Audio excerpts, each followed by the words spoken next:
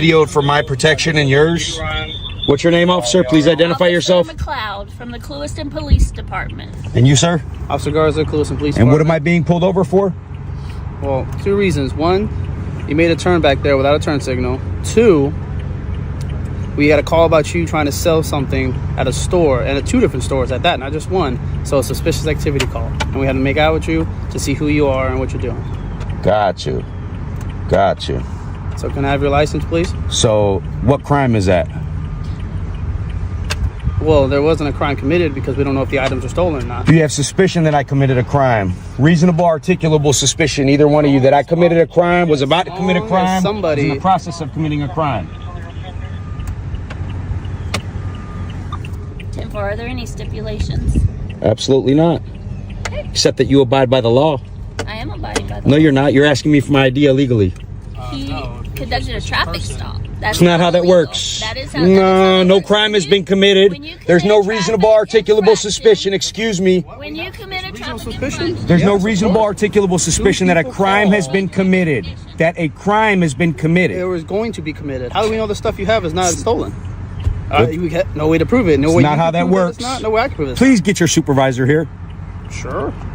Because that's not how this works. Well, then she should know better. She should know better. And so should you, Mr. Garza. We are allowed to step out with people who reasonably believe. Yeah, dumbass people who don't know the law. That doesn't have to be dumb or smart. If I have not been suspected of committing a crime with reasonable, articulable suspicion. 2 people have called saying you in this vehicle are trying to sell them items that they don't know are stolen. We don't know are stolen. Then there's no crime. Can you tell me that it's not stolen? I already told you that. I didn't ask.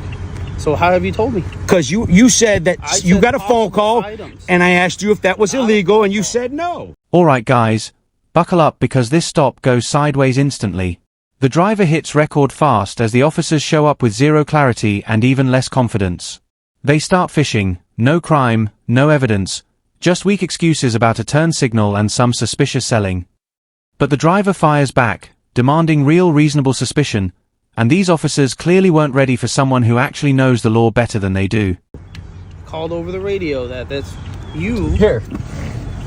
Here's my paperwork right there. Nothing illegal.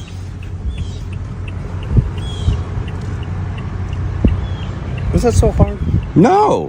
But you can't just get people's ID for nothing, Mr. Garza. It's not for nothing. It is. It is. Look, there's policy and procedure, and there's constitutional law that you swore an oath to, my friend. Hold on. If somebody's standing here, and they're just standing here with no kids, and they're a grown person just sitting there, that's a suspicious person. You know, I just got a call about some officers that we had to watch out for here that were breaking the law and the people's constitutional rights. I can show you that's not us. You sure it's not you? Not me. But look, I have suspicion to believe it's you. Hold on. You gonna let me finish what I'm saying so you have an understanding? How you doing, boss? There's a supervisor right there if you want to speak. How you to doing, supervisor? We're just getting an understanding of constitutional law here. You know, no big deal. He said he pulled me over because he got a phone call that, you know, we were selling stuff. I asked him if that's illegal. He said, no, that's not illegal, right? That's where we were at in the conversation. He asked for my ID. So I asked him again, what did we do that was illegal? For me to give you my ID, did we have any reasonable, articulable suspicion that a crime has been committed? He said no. We got a phone call. 2 people said that items were trying to be sold. That's not a crime. Not here, not in Texas, not in, anywhere. It's not a crime. My understanding is you were pulled over for a traffic offense. That's not what I was pulled over for. Mr. Garza pulled me over. This woman pulled through here after. There was no illegal turn. Now guys, watch this part closely. This is where the cops start crumbling. They claim items might be stolen, but can't point to a single law broken. The driver demands a supervisor because these officers keep pushing unlawful ID requests. The tension spikes as they try to justify the stop with guesses, feelings, and assumptions. And the driver calls them out every single time, exposing how clueless and untrained they really are. That right there is a turnaround. You don't have to put your blinker on at that turnaround right there. Tomato. So have you identified yourself correct? I told him who I was right there. Perfect. All right. It's not stolen stuff. I'm not trying to give them a hard time, but you guys can't just pull people over and say, oh, we got a phone call. Somebody said you were selling stuff. Let me see your ID. That's not how this works. I respect the law. You guys got to respect it too. You swore an oath to it. Okay, all right, hold on for there. Okay, look, my name is Sergeant Nieves, badge number 0464, all right? You know your shit. Clewiston Police Department, yes. Look, we got a call at the Ace Hardware parking lot. Person just wanted to remain anonymous, saying that, hey, somebody was trying to sell a stereo in the parking lot, and that's it. They didn't request contact, nothing along those lines, all right? Look, he conducted a traffic stop. He was just trying to identify you guys. Everything's good. That's all we're trying to do. Key word, try to identify. That's all. Just try. But that's not how that works. Look, we're here, attempting to identify. That's all we're trying to do, all right? Your name again? Sergeant Tito Nieves. All righty, sir. Be safe. Thank you. One, okay? And we can sell here. It's not illegal. It's not illegal. Especially if I got my sales tax license, correct? If you are a business conducting business within the city, you need a tax business receipt. Got all that. We don't have Alrighty. that knowledge. Thank you.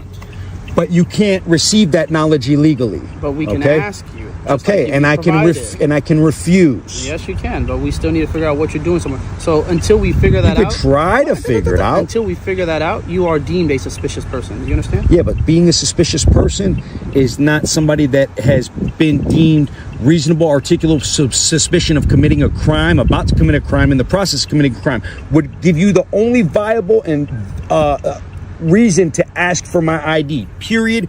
Alright guys, the supervisor finally pulls up, and guess what? The story changes again. He admits the call wasn't a crime and the officer just tried to identify the driver. But the driver isn't having it.